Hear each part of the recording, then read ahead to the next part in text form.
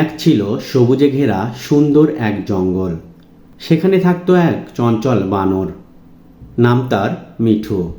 সারাদিন গাছে গাছে লাফাতো, কলা চুরি করত আর অন্য প্রাণীদের নিয়ে মজা করত। একদিন দুপুরবেলা গরমে ক্লান্ত হয়ে মিঠু নদীর ধারে বিশ্রাম নিচ্ছিল।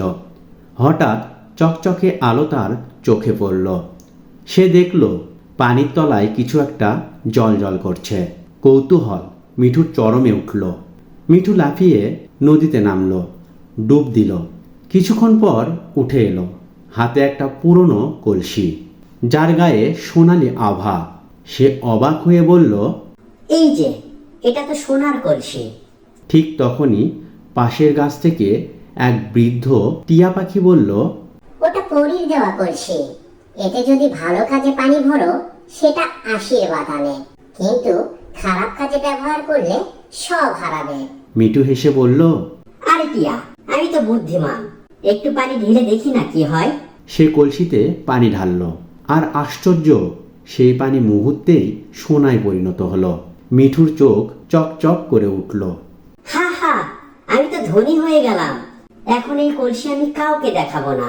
পরের দিন থেকে সে কলসিটা লুকিয়ে রাখলো আর সোনার পানি জমাতে লাগলো। কিন্তু তার লোভ বাড়তে লাগলো। সে ভাবল, যদি পুরো নদীটাই সোনায় পরিণত করে ফেলি। তখনই সে নদীতে দৌড়ে গিয়ে কলসি ভরে পানি ঢালতে লাগলো, একটার পর একটা বার।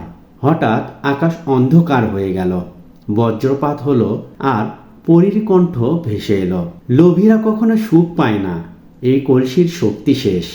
এক মুহূর্তে কলসিটা মাটিতে পড়ে পাথরে পরিণত হলো। মিঠু হতভম্ব হয়ে তাকিয়ে রইল।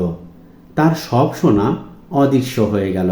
সেদিন থেকে মিঠু বুঝল, যা আছে তাতেই সুখ, লোভে নয়।